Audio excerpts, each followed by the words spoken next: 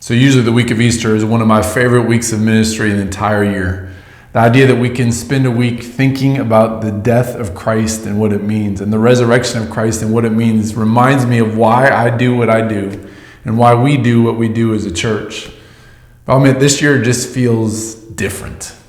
It feels different to me that we won't be able to gather together on Friday and celebrate the death of Christ and what that means. It feels different to me that we won't be able to gather on Sunday and celebrate the resurrection of Christ and what that means. And in that way, it almost feels like Easter's kind of lost its luster this year.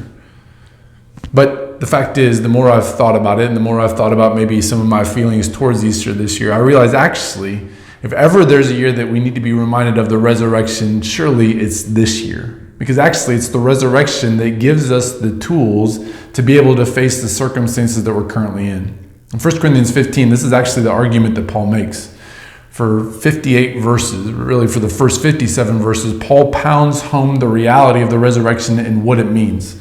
The resurrection of Jesus Christ means that the gospel message is true. The resurrection of Jesus Christ means that we are no longer captive to sin. The resurrection of Jesus Christ means that we are victorious over death. The resurrection of Jesus Christ means that one day we too will be resurrected. All these great and glorious truths are presented in 1 Corinthians 15 in the first 57 verses. But then in the 58th verse, Paul closes by saying this. He says, "Therefore, my beloved brothers, be steadfast, immovable, always abounding in the work of the Lord, knowing that in the Lord your labor is not in vain." In other words, Paul argues for the first 57 verses. This is why the resurrection matters. This is all the reasons why the resurrection is important. And then in the 58th verse, he says, "Therefore, be steadfast and immovable, always abounding in the work of the Lord, knowing that your labor in the Lord is not in vain." It's the resurrection of Jesus Christ that actually allows us to be steadfast and immovable despite our current circumstances. Yes, there's a lot of scary stuff going on right now, and there are a lot of things happening in the world that are frightening.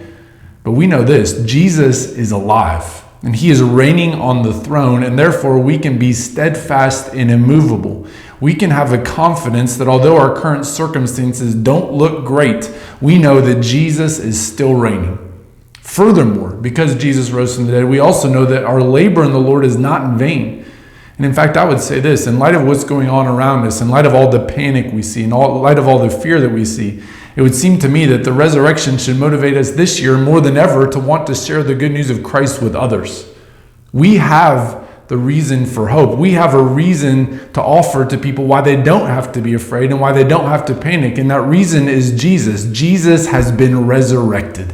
He is alive and he is reigning. So listen, I know that this year you probably won't be able to celebrate Easter in the ways that you have done in the past. And you probably won't be able to celebrate it in the ways that you would want to. But I would encourage you this year, maybe more than ever, to remind yourself of why the resurrection matters.